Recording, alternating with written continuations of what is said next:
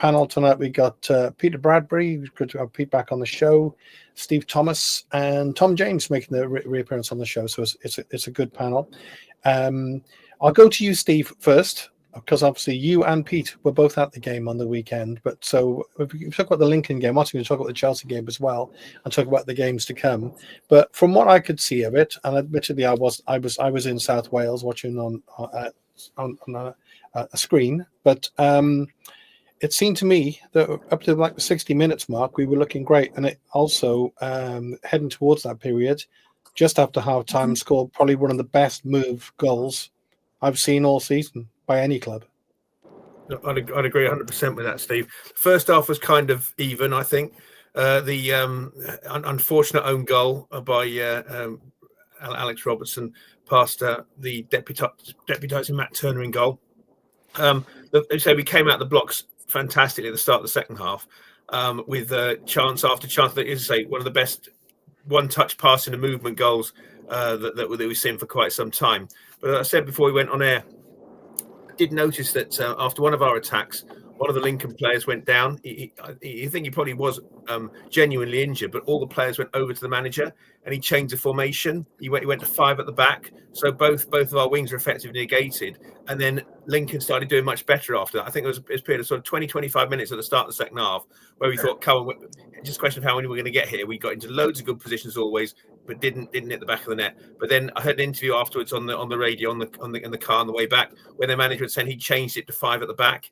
And that seemed to make them look a lot better. I was also very disappointed, I have to say, that we were undone by a basic corner and header at the far post, which we could just about see because it was incredibly foggy. In the first half, we could barely see Kean Ashford on the right wing because it was so foggy. Yeah. But I think we didn't help ourselves on the way we conceded the goal. And then Lincoln actually almost scored another goal after that as well, where they put it over. Then we had a fantastic chance in the first half when Yusuf Salek hit the crossbar. I think there may have been a slight deflection off a Lincoln defender. But I think that the overriding message that was coming out from the Lincoln side was what a great team we were and what great support we had. Lincoln are good at what they do, but unfortunately we I think it was a step too far effectively after the Chelsea game, and we had, of course, won 5 games on the trot before that. So I think we just got to look forward as we've done before. If we can bounce back and win 5 on the trot now, as we did after the last defeat at Blackpool, I think we'll be doing quite well. Okay, Pete, just to say, I'm not hearing you particularly well. I know everyone else can, so I might be on nods, winks, and whatever. What's new? But there's a comment here from Lee Griffiths following on from what Steve said. I just wonder what your thoughts are. We're very poor at dealing with high balls into the box. Yeah. I'd agree with that. I thought Conor Bradley, who scored the goal, was a constant menace, and the only way Lincoln were going to score their second goal was through a corner, and the way they did. I happen to think the fog played a large part. Turner didn't seem to pick it up. Normally you'd say a goalkeeper should come and deal with it, but he was unable to do that because it was it was low fog, very, very difficult to see. And Conor Bradley had a great game for them, actually dominating centre half, and he scored the goal. And those balls that were coming in the box were very difficult. And to understand it, I think you got to understand Steve's point about how bad the conditions were. I actually thought we were terrific for 25 minutes, mind, in that second half. The goal we scored, one of the best team goals I've seen in many years. And then we should have scored 2 others. Winters hit a shot he should score. The keeper's made a terrific save. We created a few chances, particularly going down Kean Ashford's side, and I think that's why they made the change. I don't know what Steve thinks, but I think that he was having so much joy and was causing so many problems, as was Kellyman, who was anonymous after they went to 5 at the back, but beforehand had been excellent. But what worried me was a little bit of the lack of ideas once they got their goal. I felt we went a little bit. We went too gun ho, whereas we actually should have tried to keep on doing what we were doing, which was proven to be very successful. But overall, I think in the last 6-7 weeks, we've been very, very good. 2 points per average each game, and we've had a terrific cup run. I mean, this is a Christmas show, Steve. I'm guessing I'm going to have a look back as well, look forward. If you have a look at the clown who was in charge this time last year compared to the manager we've got in charge now, I think it's night and day. And I think this side will win the league and win it quite comfortably. But we're going to have days like this. I mean, I thought the Lincoln for support was terrific. It was clearly a massive game for them. I would not be surprised if they came up with us. I was really impressed by how they play in at Sincil Bank, even though it's long ball and direct. It felt very much like a cup game for them. Where they were, the atmosphere was huge. But I just think if we keep on picking up 2 out of every 3 away wins, like we have been doing, and win our home games, we'll be fine. And this manager's doing a great job. Okay. All I hope is the board don't do anything daft in the meantime to stunt the momentum, which they have done many times over the last 10 years. Okay, well, they haven't done anything daft yet this season, so we'll wait with bated They're breath. staying quiet, Steve. Thankfully, yeah. And that's well, why wouldn't they? The club doing so well. Why would they disturb that? Tom, are you concerned at all at the way we're top of the league, we're averaging two points a game, we were the only League One side in the quarterfinals of the cup, having an amazing season, but we seem to be starting to sort of concede fairly silly goals. Any concern with that? Slightly. My concern is the rotation side of things. We haven't really got a spine. We're not keeping some of the players playing all the time, like Lawler and Fitch at the back. That's my concern. It's the rotation side of things. Obviously, you have to rotate, but we need a sort of spine, don't we? Yeah, particularly in defence. Yeah, massively in defence. Lawler, I think, is not going to be at Cardiff a long time. But he's on the bench quite a lot. Chambers has the odd game when he's really good, and then he falls back into making lots of mistakes. Too many mistakes. So, as good a player as he is, I still feel he's playing in the wrong position. Okay, because I thought he has had his moments, Steve, hasn't he, Chambers, when he's coming in and out, and amazingly he's the captain. He's coming in and out, and mostly when he's come in for some of the bigger games, you can see that he's played at a high level, and he's got a lot of nous, as a footballer. Yes, we do tend to forget that he did play in the Premier League and he has played 4 times for England.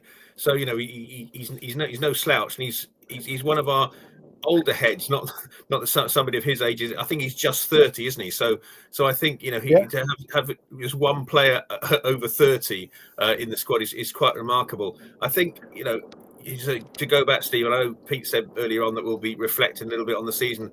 To think where we were in at the end of April, beginning of May, where we got relegated with a bit of a whimper, something we've not seen. I've only ever known in the time I've followed Cardiff City has finished bottom of the league twice. The first time was the first season of the Premier League, and then last season, which was awful. But the reset that we've had, a lot of people, including me, were saying that it's not a good idea to go down. We need to stay where we are. Well, actually, it now gives us a chance to blood our youngsters playing for ourselves rather than sending them all out on loan. I know Joel Cobble did a good job last season in the 2 clubs he was at on loan, but he was elsewhere. Now we've got the plan for Cardiff City, and as the chant goes, that we are playing the Murphy way. So I think we need to stick with it. We need to do what we've not done for so many years and stick with this manager. Whatever happens, we've got to stick with him. And what Pete's talking about there, whether he's talking about players and or management, I suppose it could be either. But in terms of something daft happening from upstairs, I mean, I can't see anything significant happening at the moment for a number of reasons, particularly as we're doing so well, but also with what's we all know is bubbling under in the background. So I don't think we're in for anything major. But I don't think so. But in terms of style, here's a great one, Steve. The Chelsea match, right? So we're a League One side, hopefully only for one season. I hope it is a tour. Like we got the T-shirts, yeah, but I hope it's only for one season. And like you say, it's vibrant. We're buzzing. We're winning games. We're scoring goals. Playing lovely football. We're top of the league. Great, right? As long as we go up, it's all fine. If we don't go up, it's a totally different story, right? But in terms of the cup match, wasn't it? Don't you think admirable that we absolutely didn't change our style one iota for multi-million pound Chelsea, no matter what they say about playing their reserves. And we just went for it and we played our game and we just got on with being Cardiff City. I thought that was fantastic. Agreed entirely, Steve. Talking about they didn't play their big guns, the total transfer fees on their bench was just shy of 400 million, I think. And when you're bringing on the quality of players that they were, it was very, very difficult. I mean, yes, it was a great shame that Dylan Lawler passed it straight to Chelsea and they broke away. We would generally get away with things like that in League One. We are not going to get away with it with the quality of players Chelsea had against us. But it did increase our exposure as well. I saw it was on a clip that came up on my phone from Talk Sport the next day with Jason Cundy talking to somebody about how good I saw that, yeah. And I can't remember the person he was with, basically said, they're Cardiff, they're League One. This team's League One. They're playing this well. And the atmosphere, the noise, the scene just shows you what we could be if we could just move up again. And I think, again, the key thing here is we're playing football the Murphy way. Let's stick with it. Because, yes, as one of, I think, Michael Evans has said on the on the chat here, we do concede easily. If we in League One, we're getting away with it on occasions, but we won't. We get back up to the Championship. We have to sort that out. But at the moment, let's enjoy the ride. To come back to what you're saying as well, it's becoming increasingly difficult. Thankfully, I've been okay to get tickets for away games now. We are selling out away ends. I mean, could you imagine that if you'd have said a year ago, to come back to what you said earlier, Pete, you'd have said a year ago, we'll be selling out away ends. You'll have to have gone to 8 away games to get to these games. It's just fantastic, isn't it? That we are taking to and go. Everybody's going to new grounds as well. I mean, I've been to Lincoln before, but not for goodness me, probably around 30 years. So it's a whole new thing, as you said there, Steve. It's very, very important that we get promoted this season because the novelty is there. We're going to these grounds that we've either not been to before or we've not been to for a very long time. That would soon wear off if we're down there for another season. I'm enjoying the ride, but I want to finish in the top 2.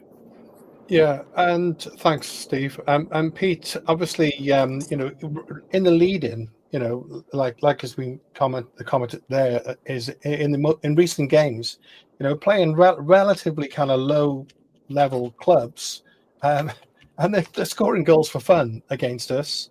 And it's weird because at the start of the season, like Doncaster putting 3 on us. I mean, like what's going on, isn't it? And we shouldn't have to score 4 goals to beat Doncaster, really. So what's your take on that? Because we started off, I think, the first 10 games, you had an unbelievable defensive record. And we still do. It's still the third best defensive overall. record. Yeah, it's good overall. Yeah, and we got a massive goal distance, plus 15. I think what's happening is that teams have come to Cardiff trying to play a low block, and we've destroyed them. Plymouth, teams like that have come and tried to just defend their 18-yard box and get through it. And what's happened since Leyton Orient came in about October, decided to have a go, got a bit of joy, scored a couple of goals, and teams have just thought, right, we might as well come to Cardiff and have a go. So I think that's what's happened in the Cardiff City Stadium. I think teams have come at us and have been a bit more open at Cardiff, which has suited us, and we've gone on and scored 4 or 5 goals in games to win games. What happened on Saturday was we didn't take our chances. We weren't defensively, apart from when the own goal went in and Turner had to make that double save, defensively we were under no pressure whatsoever. It was just we hadn't taken the chances to kill the game off. If we get that second goal, we go on and win that game. And that's unusual, but I don't think we're conceding easily. I think what's happening is that the goals that are coming, that are being scored, we're having a run where teams, I went to Bolton, it's a screamer. You won't score another goal like that all season. We've conceded some worldies, we have, yeah. And it's high press. Yeah, and Tom is right. That's the way, because you're pressing high. Tom's saying it's a high press. So when you're pressing high, you're forcing teams further away from your goal, and they're having to shoot from 30 yards. And the goal that came on Saturday comes from a corner. It's come from a shot that's deflected for a corner from 30 yards. So that's what I think's happened. There are positives coming up. Tanner's going to be back soon. He was on the bench on Saturday. We are doing this run of form without the best player in the league in Rubin. And I think Dylan Lawler's learning a little bit on the job. he gave away a sloppy goal against Chelsea, but he also gave away a sloppy goal against Wimbledon. You're going to have to put up with that with a talented 19-year-old defender. And the only way we can concede goals, I think, is if there's worldies or there's good quality crosses coming in the box like Saturday. So I'm not worried about Saturday, really. An own goal and a goal from a corner beat us. I think ultimately the way we played in that 25-minute spell after half time where we weren't on top, we destroyed most teams playing that way. And we just didn't put them away on Saturday. We made it on Friday, score 3 or 4. Yeah. So what Pete's saying, there's a lot of sense to it. And Tom, that goal we scored, all of a sudden, like everything just opened up. It's just a beautiful, beautiful move. More of that, please. And we destroyed probably any team in this division. There probably aren't many teams in this division, I don't think, who could do that to us. Tom, would you say? Yeah, I agree with that. But I agree with that. We are having, I think, lots of chances, but we're not burying what we should be burying. But we're creating the chances and getting in the right places. One thing I have noticed is we're not taking a lot of shots from side box, not taking chances. And against this lower level keepers, I think we should be testing them a bit more. That's my only sort of gripe with that. I do think Trott is the best in the league. I am slightly biased, but he is phenomenal, and he's got us out of a lot of trouble. So hanging on to him will be key going into next season. But yeah, it's just about creating chances and just taking the chances, really. Because if we took the chances, we'd be okay. But then on the flip side, our defence is quite good. But when teams seem to high press us and be aggressive, we seem to knock it around the back a bit and run out of ideas. So that's a bit worrying from that perspective. But as a whole, we're doing really well. And Steve, going back to the Chelsea game just a second, sort of following on a little bit from what Tom and Peter have kind of alluded to, really, because we do have such a young squad. So Dylan, we were still playing from the back, and but to have the audacity to try and do that against Chelsea is something. I mean, he was caught out, but again, we play our style. Do you still think? Or do you think that sometimes we overdo the playing from the back stuff and create problems for ourselves? We do, and I think a lot of it takes years off my life when you've got Nathan Trott doing a Cruyff turn on the edge of the 6-yard box. So doing dummies and whatever. Saying Adrian Alston turn there, of course. I thought what you said before, but I think yes, we do. That's right. The Adrian Alston turn. Yeah, we tend to get away with it, and it's a basic premise is if we've got the ball, the other team can't be scoring against us, and teams try to press us. We're not Manchester City, but similarly, we're not playing Manchester City either. So teams try to press us, and we can play through that press. Generally speaking, we do get to move the ball forward. It's very rarely this season I've seen us not move the ball forward. Again, I come back to what Pete was saying about a couple of good saves from the Lincoln keeper on Saturday. Bailey Peacock Farrell was in goal. The Northern Ireland goalkeeper was in goal for Blackpool, and he had an absolute blinder in the first half. We absolutely nailed them to the wall in the first half. We just couldn't score. And then Blackpool scored early in the second half, and it all went pear-shaped after that. We let in 3 goals, got a goal right at the end from Salek, put one in. But I think, we are, to answer your question, Steve, yes, we are causing ourselves problems. However, I think it's the way we're playing now, and it is such a change to what we were used to in the last year under the last 2 managers we've had. I think it's a complete change of style, and I think if we're going to move forward, this is the way to go. I think. Can you imagine Bullet we got to stick with the plan, haven't we? Yes. Can you imagine Bullet approaching that Chelsea game? I was a fan of Errol Bullet. I thought he was solid enough. But we played Leicester one time in between. I did this show in between Christmas and New Year, Steve. And we played Leicester at home. And it was like we were just lucky. The way he set up, it was like we were thinking we were just lucky enough to be on the pitch with Leicester at home in the Championship. What's refreshing is this manager doesn't care who the opposition is. We're going to play our way. And if we get beaten, if we concede 3 goals, fair enough. And they were really good Tuesday. again, the performance was decent enough at times on Saturday. You're gonna give away chances playing this way with young players, but ultimately there's more upside the way we're playing at the moment than there is downside. We're easily the best side in the division. I think they'll look stupid in 12 months' time potentially, but it wouldn't be the first time I've looked stupid on this program in hindsight, Steve. I couldn't comment. I think in a year's time, this side, with a couple of good additions in it, and by good additions, I mean young, hungry additions who fit in with our system, could be challenging in the top 10 of the Championship next year. Yeah. So I've watched a bit of Championship football lately, and I don't think it's anywhere near it. We're anywhere. We're not miles off it, you know. So that gives me a chance, Pete, to say I want to say one thing, and I want to put a question to all of you, which is a really good thing for us to discuss. I watched a little bit of the Swansea Wrexham game this week. You know, just have a look at like the other teams in Wales. You know, I was hoping for a draw, to be honest, but it wasn't good. Both sides looked poor. Wrexham looked the best team, but they managed to. There was a clown mentioned earlier. You know, what was going on with that goalkeeper? He almost threw it into his own net.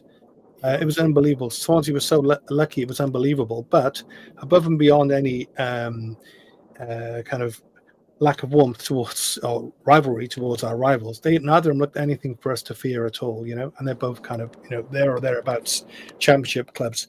So the point here from Martin Ryan's a really good one. I'll go to you first, Pete, then I'll go to Tom.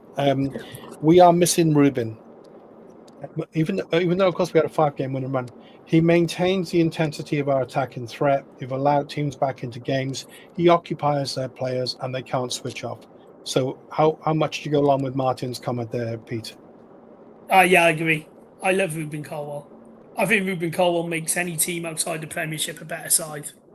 Not just so in League One, I think he's a phenomenal talent. And I get really annoyed because we've had this discussion. You know how much of a fan I am of Ruben, Steve, and we've had this conversation over the years when we were in the Championship. There seems to be a tendency amongst a few people involved in either supporting our football club or involved in the in the know crowd a little bit to tell us what Ruben cannot do. He can't defend. He doesn't try. But I don't want him to do that stuff. I want him to, if there's any criticism, I want him to be adding the goals to his game that his play deserves. But there's no player that is better than him in that position in terms of on the ball and trying to make things happen. And look, he's injured. I think we've done well. We've tweaked our system. Because Ruben we've not got an orthodox 10 now. We're playing a little bit with 2 8s, and his brother Joel's a talent, by the way. And I always think we're a better side when he's in the team, and Alex Robertson. Yeah. But I think he's been really, really good. I think there's no doubt that any other team in League One would miss him. I think any team, if he in the Championship, if he was in there, would miss him.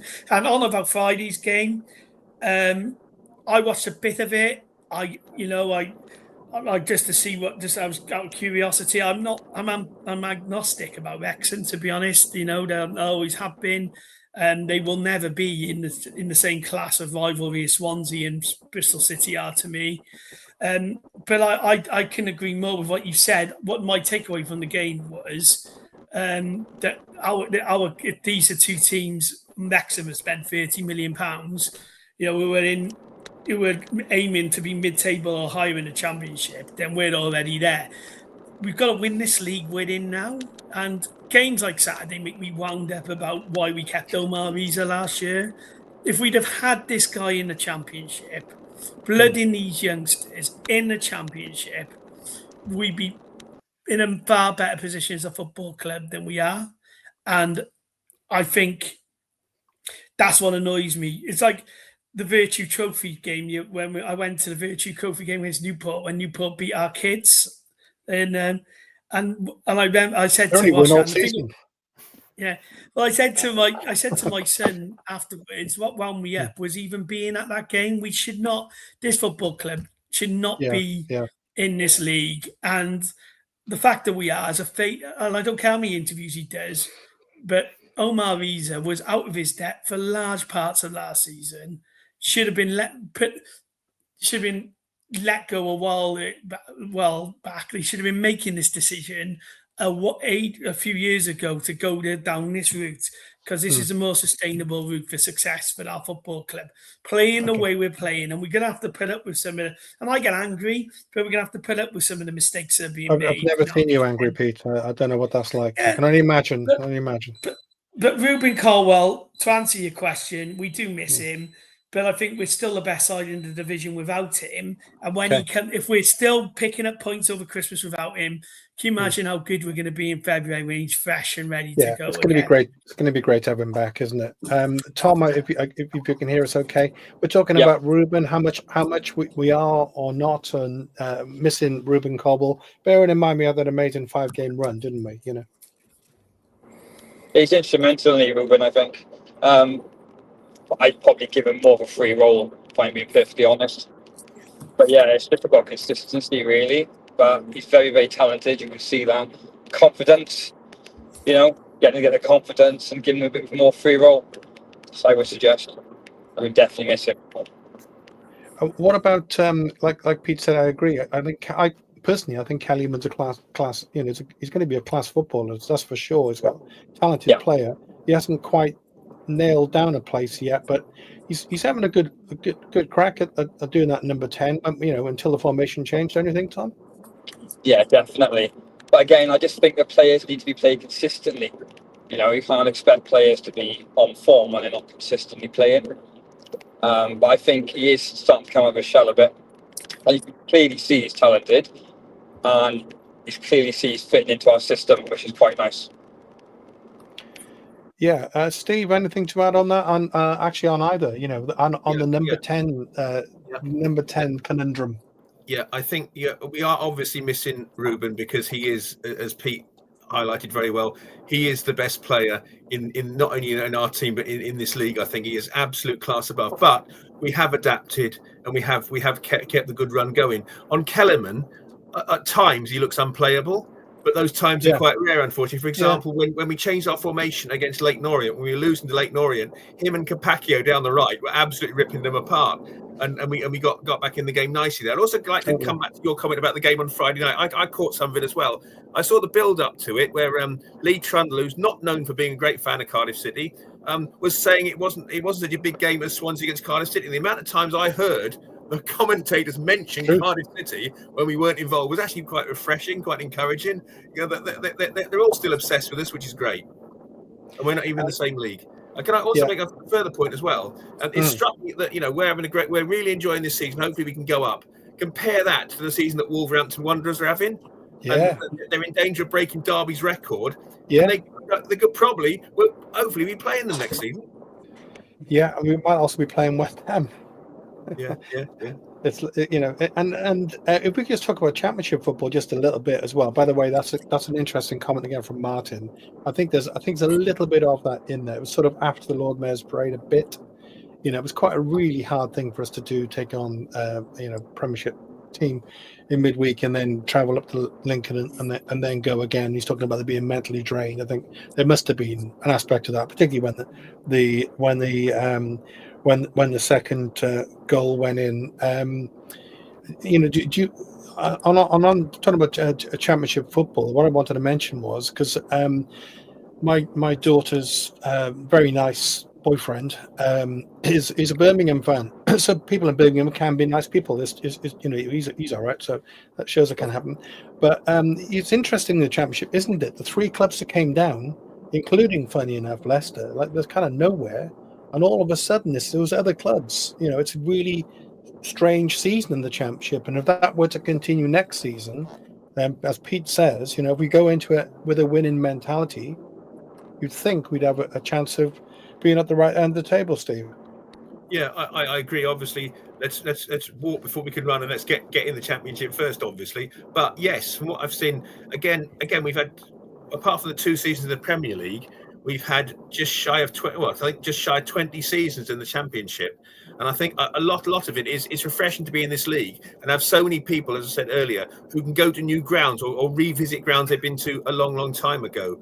There is that, and we are getting great support. All the teams we're travelling to, including Lincoln on Saturday, are commenting on how great our support is compared to what you get elsewhere. And also, it seems to be a bit of a cup final for all the other teams we're playing. I understand Exeter sold 1,500 for Friday. Mansfield brought 1,300, and when Exeter only get 5,000 at home, it's quite impressive to be bringing 1,500 away, really, isn't it? So it's a big game for all the teams we're playing. And everybody's enjoying it. I'm enjoying this season, but I want to be as pieces. I want to be seeing if we can not shoot you down, Pete. Obviously, I want you to be right. I'd like to be challenging in the top 10 of the championship next season, and I don't think there's anything particularly to fear if they come down, because Wolves are going to have a complete reset.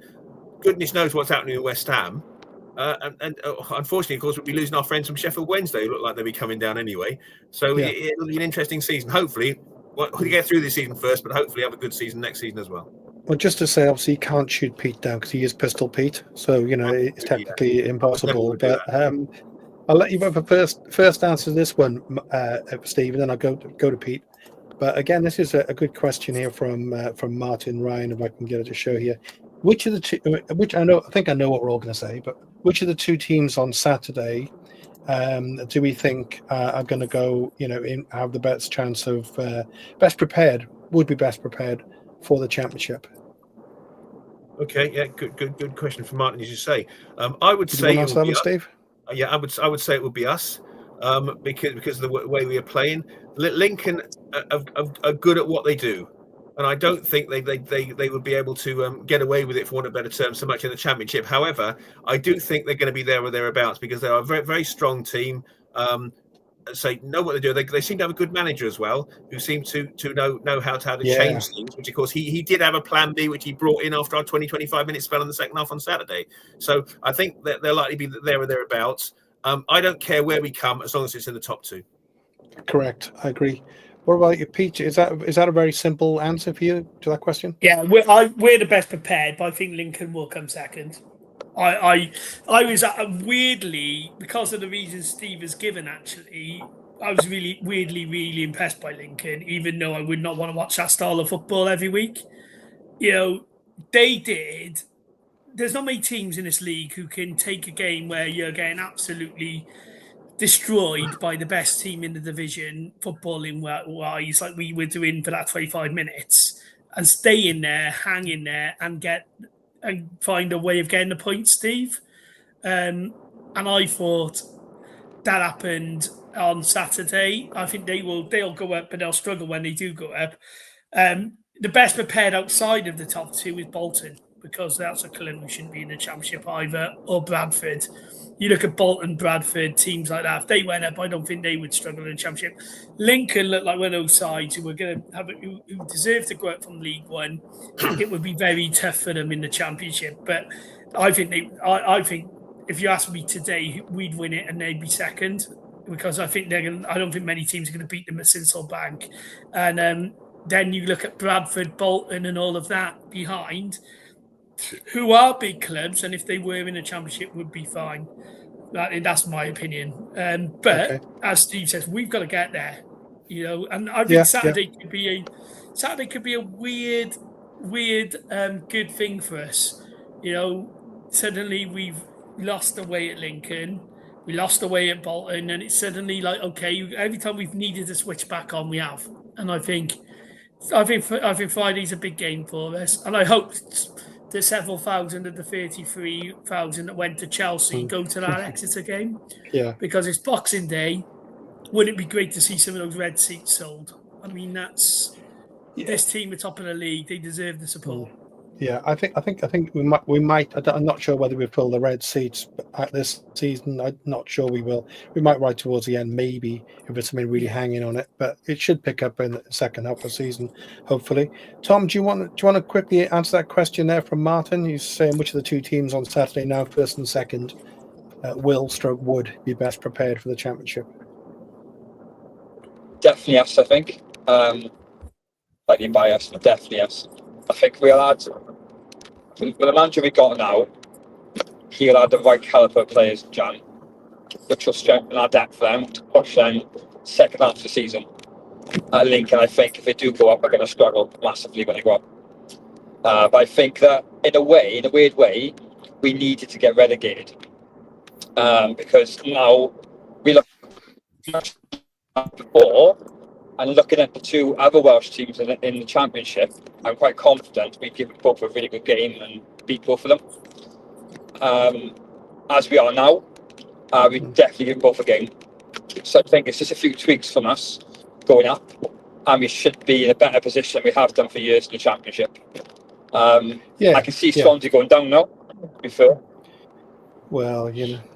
But I've asked Santa, but he's not responded, you know. I think Oxford are definitely going down.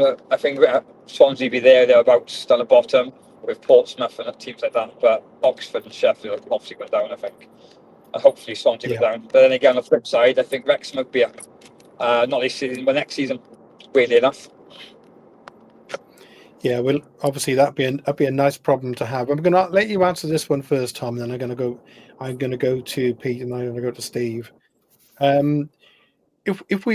If we had three positions, can you give me three positions in which you think we need backup or possibly or reinforcement in the transfer window?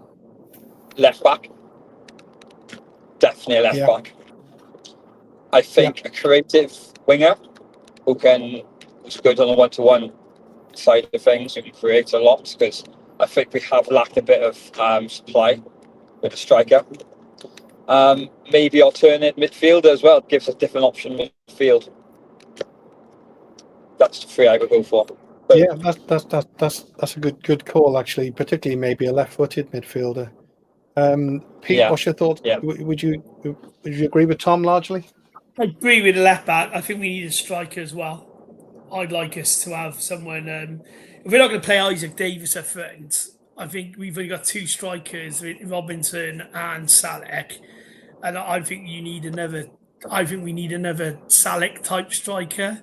So then you've got four options there. You've got two target men options. You've got a Robinson and a sort of Davis option if you need to play him in that position.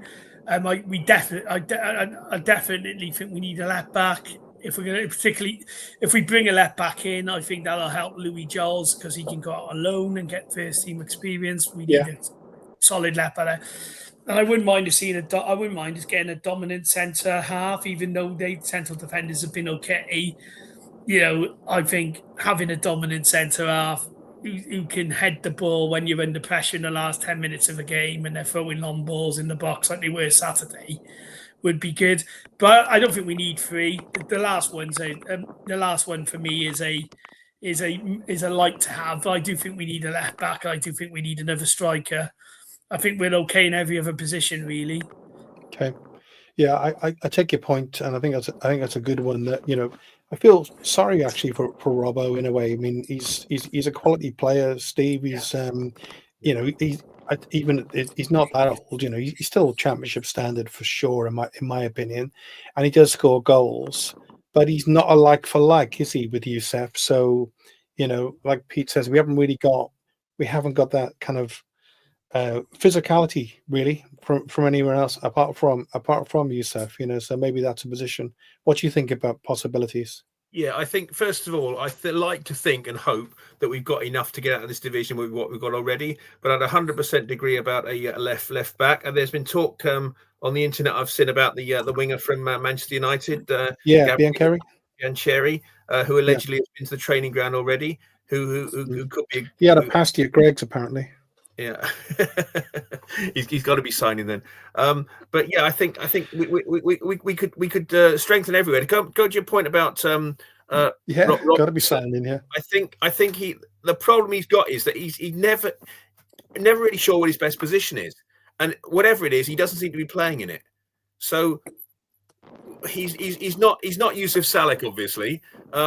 We could potentially do with some backup there, but I like to think we've got what we need. It would just be a question of hopefully getting the right players in just to push us that little bit forward in January, because we have actually got quite a good record of bringing in decent players in January. Thinking likes of Sorry Kaba, Just one example. Tommy Doyle came in January as well. I seem to remember. So I think hopefully we will do what we need to do to get out of this division going forward. Also, just change that. Go back to the managers. Obviously, Omar is the last season. Not so good. I see that I read this afternoon that Errol Bullett's been sacked by Antalya Spor after 10 games.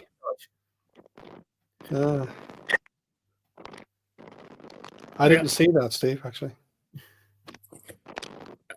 He was technical director there, and so he wasn't manager. But and it is Turkey, so anything could have happened in terms of the Turkish football is seen as notoriously. How can I say this? Was allegedly notoriously corrupt. I think you're okay with that. Allegedly. But yeah, I mean the thing. I think whatever happens this season, then we still have, as a football club, haven't had the long, hard conversations of why we're here. You know, why we're in this position, why we're in League One. Because actually, I don't want what I wouldn't want to happen now is get promoted with these kids and then actually turn our back on the thought of actually trusting youth. One of Omar Reese's most shocking statement was in the summer was Dylan Lawler wasn't ready, Ronan Capacchio wasn't ready. You know, all right, okay. So Dylan Lawler played brilliantly against Aston Villa in the FA Cup, and you watch that game and you don't play him again. You know what I mean? There were players that genuinely he threw some of those kids to the Wolves last year. How is Joel Colwell going out on loan last year, not play when we're struggling in midfield? You know, it's ridiculous, and I think. They do still need somebody at football level on the board. They still need all of these things. But frankly, that I'm genuinely.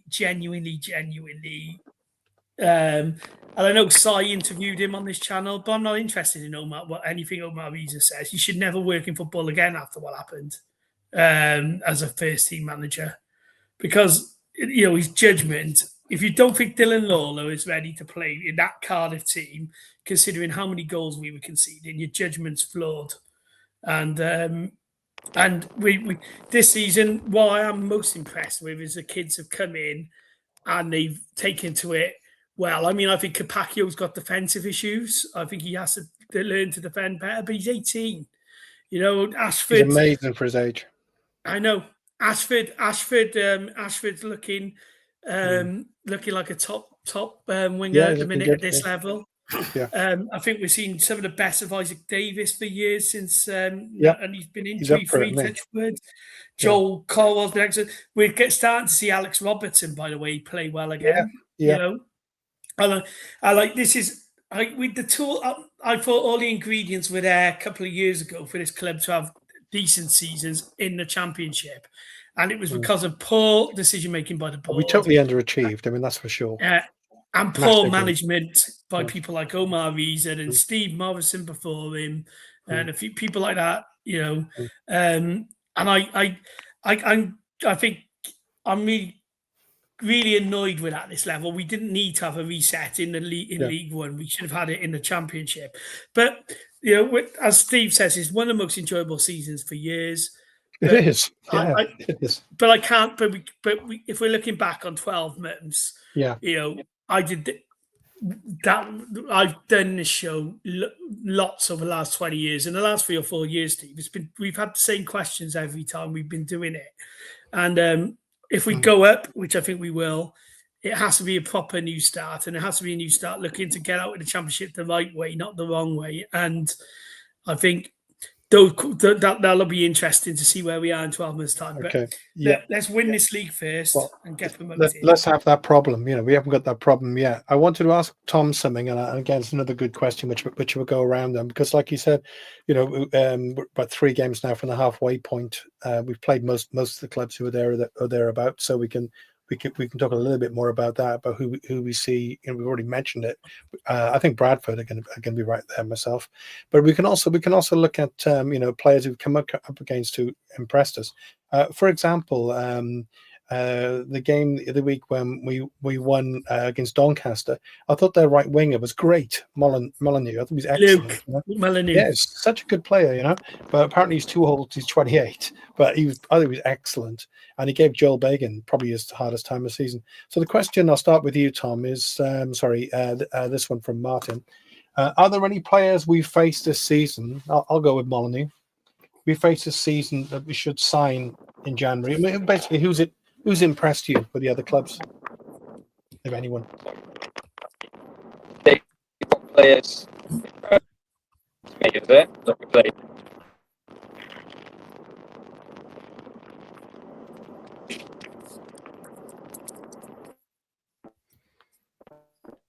Are we hearing Tom at the moment? No. Okay. Steve, I'll come across to you and I'll go back to Tom then. So I've asked the same question because you've been to loads of games home and away. Yeah. Who's impressing you? Particularly, I can't think of his name. The late Orient striker. I thought he was excellent against us. Ballard. Yeah. He was excellent. Also, not that we need a keeper, but I was particularly impressed particularly impressed with the Blackpool keeper who also plays in goal for Northern Ireland. But apart from that, I think I'm not sure we should be looking. Well, it's a really good question. I'm not sure we should really be looking at players who are going to be good in League One. I think we've got to look beyond that, and I think getting the contacts that BBM has got, getting some more young players who and help bring them on. I think we've helped Kellyman. If we bring in Biancheri from Manchester United, that's going to help us as well. I think we should be looking more to get the players in to help us get promoted rather than having a deal. Yeah, exactly. Yeah, if you want Ballard, it'll cost millions. Sign a 4-year deal at Orient.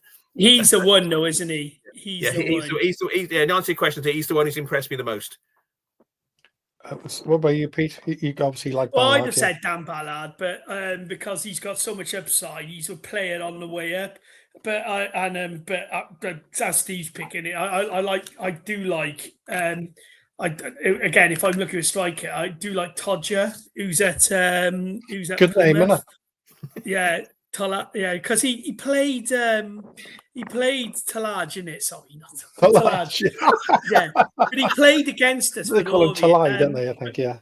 He played up front for Port Vale and caused us all sorts of problems at the start of the season. He scored loads of goals. He's gone to Plymouth, a team that are not doing very well. He's got 11 goals. And again, if you're looking at someone to back up Salek, he'd be it, but we won't get in. But Ballard is the one. He's the best player I've seen all season outside of our side. And as Eli's Wood says, he's also very good. If you get that in, if you get him in, it's a player. It's millions of pounds, but it's a player on you. But I'm torn on Biancheri, right? Because I think it's a great signing, great player, lovely guy. But again, it's one of those things where I think a Premier League academy have come in, stolen one of our best players, haven't found a first team route for him, and now we're sending him back to us. And I think football needs to deal with that problem. We weren't adequately compensated. It's not Biancheri's fault by any stretch of the imagination, and I think it's good that he's coming back. But it just highlights. You think he might be that scandalous issue that you can nick a player from a lower category academy for £250,000 when he probably, if he'd stayed, would have got in the first team at some stage here, and would have been worth millions for us potentially in selling him. So hopefully he comes in and he does us a favour, gets a lot of goals. But the interesting thing is the profile of play he's looking at, Steve. We're talking very traditional, but he has said he wants players like Kellyman who can play in 3 or 4 different positions. Yeah. So that he can, so that if he has to, And you can see why. If we're 1-0 down, you can throw them all on at the same time, and we can overpower teams. That's what he's thinking. And change formation. Exactly.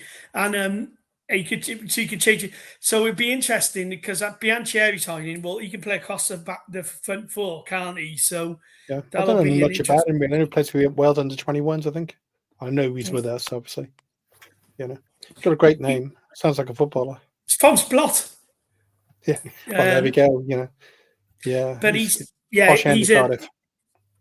Well, Ely's a posh end of Cardiff, Steve. But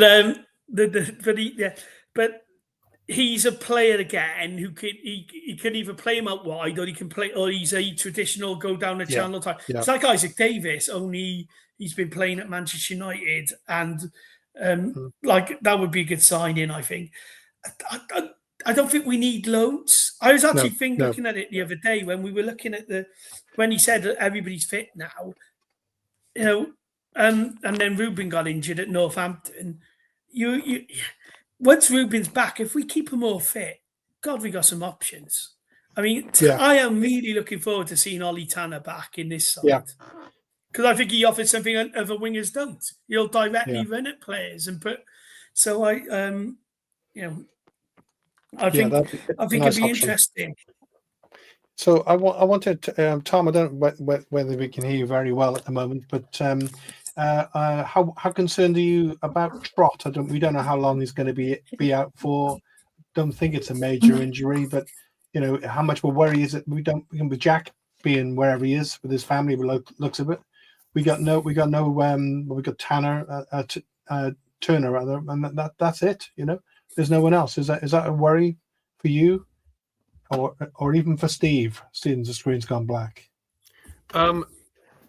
Yeah, it would be. I think, unfortunately, he got a hand injury towards the end of the Chelsea game, didn't he? I'm not really sure that BBM said too much about his rehabilitation time. I haven't heard much. A little bit worrying. You hope that Matt Turner could step up, but yeah, that is a concern because I think we all agreed he's been absolutely outstanding for us this season. I think probably 10 or more points he's got for us this season. With some of the player of the season, isn't he? Absolutely. So far, isn't he? Absolutely. Again, coming back to I was impressed. Not that we get Blackpool's goalkeeper, but I'm impressed by him. I think the other player who impressed me was Connolly for Orient. I think. Yeah, I liked him too. He got the He's PFA, a handful, isn't he?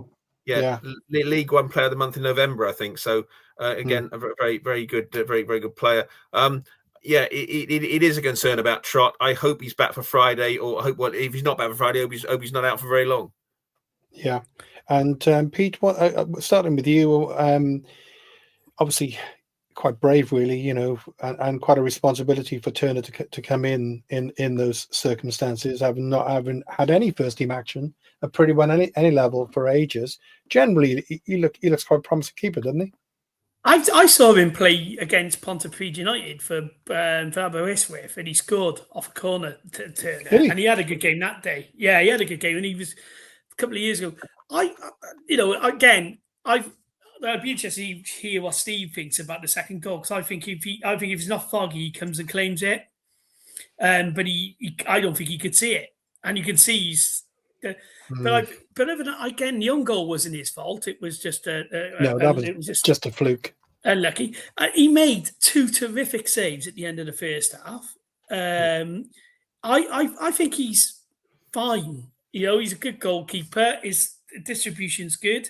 I think he's a better option than Anik. I think Anik was letting a lot of soft goals in last year, but because there were other players making mistakes. I mean, I remember Stoke away when he came out 80 and gave away what would have been a hard-earned victory there.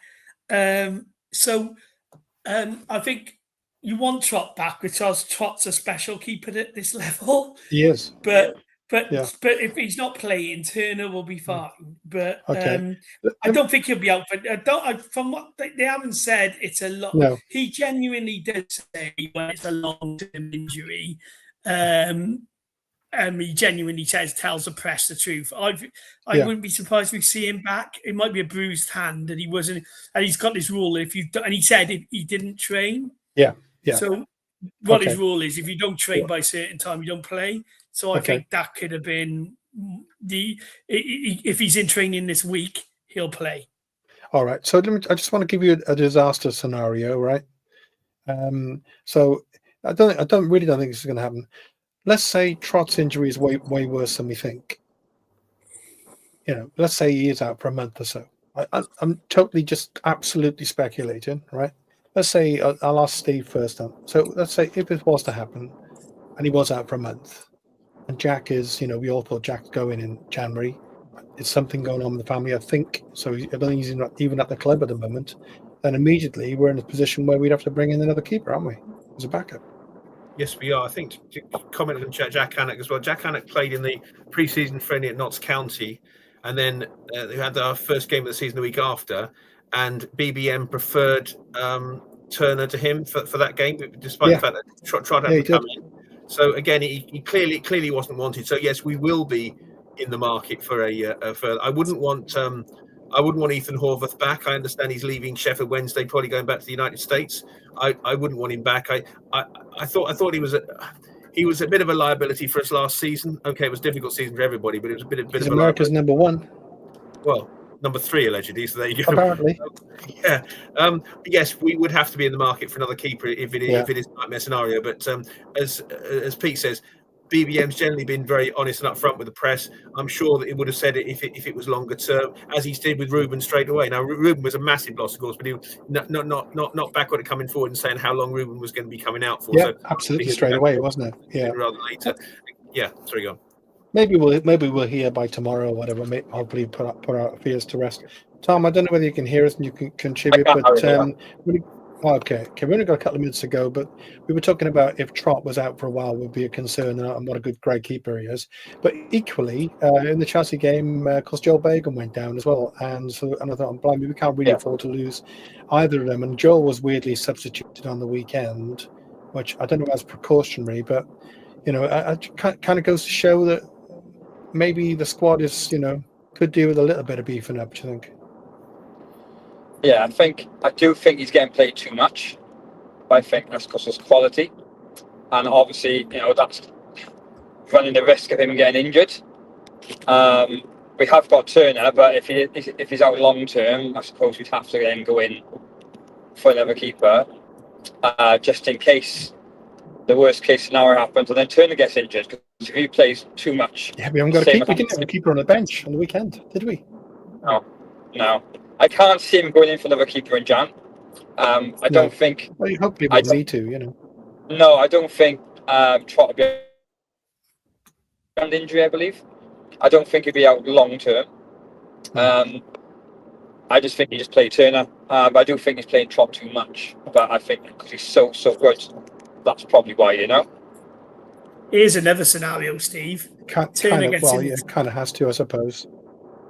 Here's another scenario, Stephen, right? Say if Turner comes in, plays well for a month, Trott comes back in, but Turner's had a brilliant month, right? Isn't it time Craig Bellamy gives Turner an opportunity in March? Because because he might be the only Welsh goalkeeper actually playing, going into what is a World Cup playoff. Now, I don't think that's going to happen. I mean, Trott will be back in on Friday. That's what I think will happen. But I think Matthew Turner has been fine this season. He had one bad game against Wimbledon, but they all had a bad game that day in the Virtue Trophy. So we'll see. But I think goalkeeper. My issue is: can we sign this? Can we make sure this guy is signed up for next year, Trott? Because he's probably the best goal. He's in that legends category for me of David Marshall, Neil Alexander, Gavin Ward. Already? I think he's brilliant. Ron Healy, I've been told was good when I was a kid. That was my dad's favourite keeper. I love Ron Healy. But I'm sure Steve did too. Absolutely, yeah.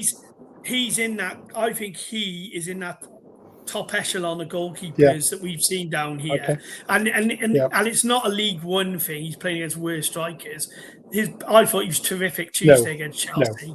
I thought he was absolutely fantastic. He looks. I want to see him down here long term. I don't know what you think, Steve, but that's we're right at the end of the show. for reasons people don't really need to know. It's been one of the most technically demanding ones so far this year, but there we go. So we need to talk about those couple of games coming up. One thing with Trot, I noticed he was added to Vince Evans has got a supporters forum on Facebook, and his dad has joined that group. So we'll take that as a good sign. But so we got the double header on to come. We got Exeter and Stevenage. If we were to win those two, we're in cruise control again. Give me predictions, Steve, for those two games. Okay, I'm going for two wins, 3-0 on Friday and 2-1 or 1-0 against Stevenage. Excellent. Tom? I think 3-1 next game. Following game 1-0. 2 wins. We like it. Mr. Peter of Bradbyshire. Yeah, I think we're going to win both games. I think we're going to batter Exeter, actually. I think it could be a 3 or 4-0 win. I think someone's due a hammer in Cardiff. I think it could be Exeter. I think Stevenage will be much more tougher. They don't concede a lot of goals. So well, don't they? Yeah, they don't concede a lot of goals. So I think it'll be a 1-0 win. But Exeter's had their first win in months the other day. I don't think they win in Cardiff, and I think we do beat Stevenage. And then it's set up for what will be a very, very good test up at Wickham on New Year's Day. Yeah. Okay. So we've overrun. It's been a great show. Lots of good content. Christmas special, Steve. Christmas special. Yeah. I didn't wear the hat, But just to say, this is the last live one now before Christmas, and then on the 29th next week, hoping to have a special for you with the wonderful Gary Bell, which I'm hoping to be able to put together for you for that one. And then for the following 2 weeks, Steve Wiggy Wiggins is in the chair. So I can't quite go two Ronnies because there's only one of me. But from me to you, anyway, have a wonderful Christmas. Happy New Year to all City fans. And thanks for supporting the show. Happy Christmas all. Cheers, guys. Merry Christmas all. Happy Christmas. This channel is powered by an incredible membership community on Cardiff City World and patreon.com/Ace Podcast Nation. Becoming a member unlocks exclusive rewards from early access to live event tickets, bonus content, and even the occasional inside transfer scoop when we get it. But more importantly, it allows us to bring you top quality Cardiff City content 7 days a week. Across those 7 days, we're talking match previews, exclusive interviews, instant match reactions, the breakdown podcast, tactical deep dives, the spotlight series, Bluebirds Rewind, Academy Focus, and just so much more. Led by myself, backed by an army of passionate Cardiff City fans, this is content created by fans, for fans, balanced, professional, and 100% all about the club we all love. If you enjoy what we do, then join the community today and support what we are doing as we help to keep Cardiff City World flying high.